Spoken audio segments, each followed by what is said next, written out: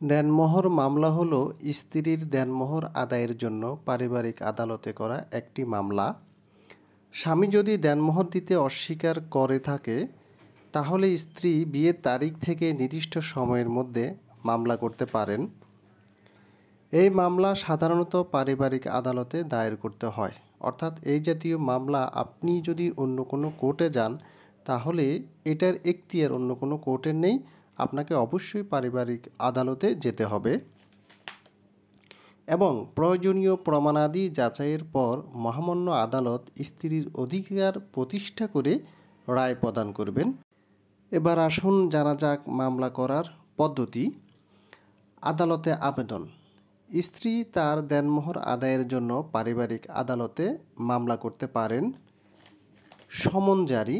মামলা দায়েরের পর মহামান্য আদালত স্বামীর বিরুদ্ধে সমন জারি করে থাকেন। জবাব দাখিল। বিবাদী পক্ষ অর্থাৎ স্বামী বা তার উত্তরাধিকার জবাব দাখিল করবেন। প্রমাণ ও সাক্ষ্য। উভয় পক্ষ তাদের সপক্ষে প্রমাণ ও সাক্ষ্য উপস্থাপন করবেন। রায় প্রদান।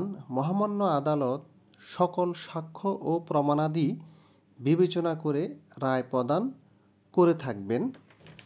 এবার আসুন সময়সীমা, অর্থাৎ আপনার দেনমোহরটির সময়সীমা অনুযায়ী কতদিনের মধ্যে মামলা করবেন।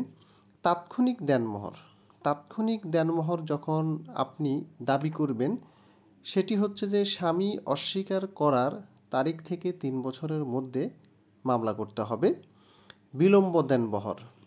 তালাক বা স্বামীর মৃত্যুর পর থেকে নির্দিষ্ট সময়ের মধ্যে মামলা দায়ের করতে হবে।